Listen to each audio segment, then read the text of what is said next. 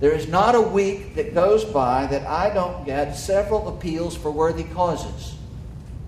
They are all worthy. They are all noble. And I care about all of them in some general kind of way. But they are not in my circle of concern. I don't have an emotional investment in all of them. I simply can't have an emotional investment in all of them. And when someone for whom that is a big concern calls me, they want it to be inside my circle of concern. And sometimes it just isn't. And things inside my circle of concern can be grand. They can be small. They can be personal and impersonal. I am concerned about the state of the economy. That is inside my circle of concern. Having an endowment that helps support the ministry of this cathedral, I am concerned about the stock market. It is within my circle of concern. I am concerned about unrest in the Middle East and what the long-range implications of that might be. I am concerned about the prevalence of malaria in Africa. I am concerned about the well-being of my children. I am concerned about the well-being of friends whom I love. I am concerned about the mission of Christ Church Cathedral. I am concerned about the spread of the good news of God's love in Jesus Christ. Those are things that are inside my circle of concern. Now, back to the imaginary piece of paper. I want you to look at it again. You remember it? You have it in your mind's eye. It's a piece of paper with a big circle in the middle, and that is your circle of concern. And now I want you to draw inside that circle another circle, a smaller circle, a concentric circle, so that you have a circle, and then within that circle you have another circle. You see it? You got it? It's kind of... Thank you. That's what it looks like right there. That's better than PowerPoint, isn't it? See?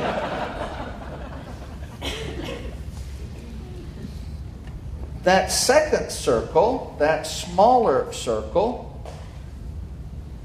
is your circle of influence. Everything you have concern about is inside the big circle.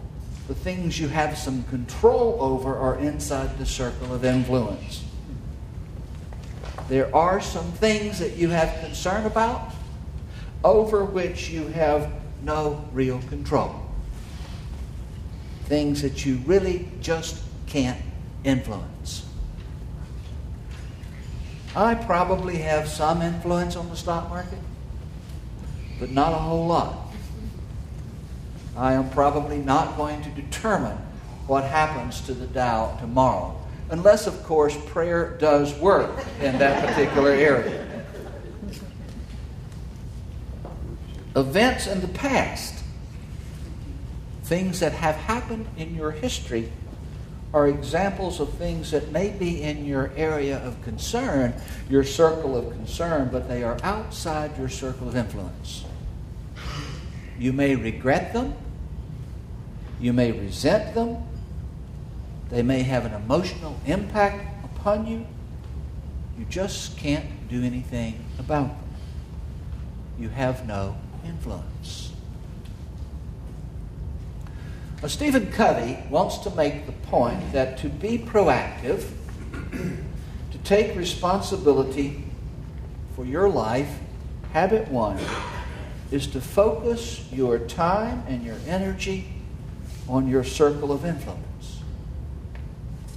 What happens when you do that is that your circle of influence increases. That circle grows larger. It expands.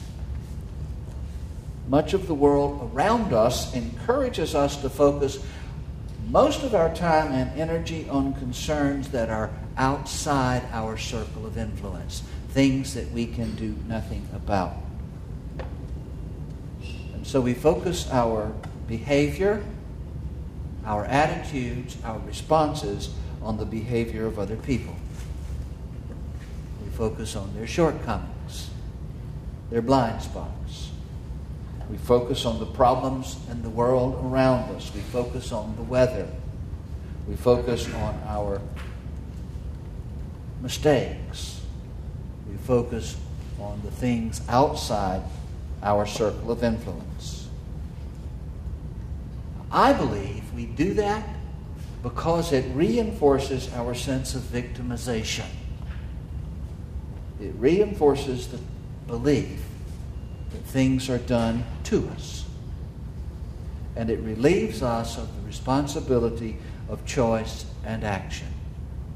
I really couldn't help it. It was really your fault.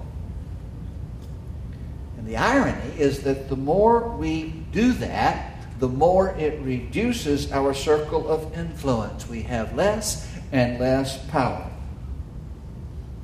We give more and more power to the things that control us, or the things that we believe control us. The only person you can change is yourself. The truth that many of us have a hard time believing is that when we change ourselves, we change the things that we perceive to be problems. Let me give you a theological, a spiritual example of what I'm trying to talk about. When Jesus taught his disciples how to pray, he said, say this: forgive us our sins as we forgive those who sin against us. Now, I wish this weren't so. I tried for many years in my life to believe that it isn't so, but as far as I can tell, from extensive study and reading in the Bible, and from the experience of my life, as far as I can tell, forgiveness is conditional. Love, the love of God, and any real love, is unconditional. There is nothing that I can do to make God stop loving me. There is no hiding place. I can isolate myself from God. I can pretend that God doesn't exist. I can believe that God doesn't exist, but I cannot drive God away. Not really. But forgiveness is conditional. The only way I can receive forgiveness is to be forgiving. That isn't an arbitrary condition. It isn't that God decided to set it up that way. I'm going to create the world and I'm going to invent forgiveness, and I think I'll make it be conditional. It is just the nature of forgiveness. You cannot forgive someone from a position of moral superiority. We all believe that we can. But you cannot do it. The forgiveness of God was expressed in the sacrificial action of crucifixion. We say that Christ took upon himself the sins of the world. He humbled himself to death, even death upon the cross. Forgiveness has to be from a position of humility.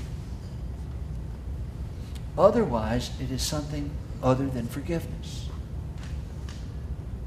Forgiveness from a place of moral superiority isn't really forgiveness. It is gracious toleration. It is superior disregard for the person. It is condescension. It leaves the relationship in a place of brokenness.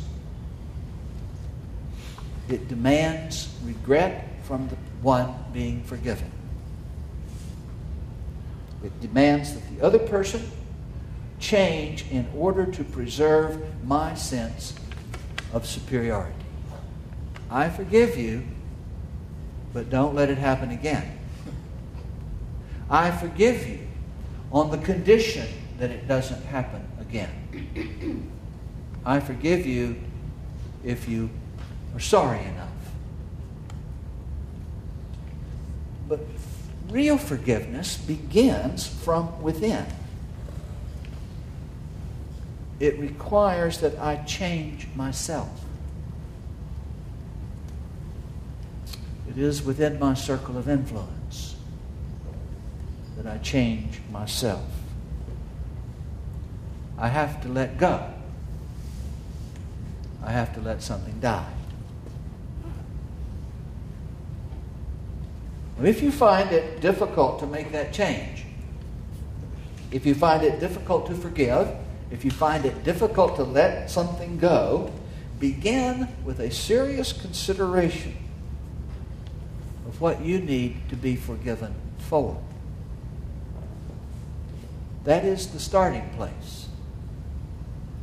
And we resist it mightily because it requires sacrifice. It requires that something die. But the truth is if God can forgive me, God can forgive anyone. And the more I explore that, the more I discover it to be so. That if God can forgive me, God can forgive anyone.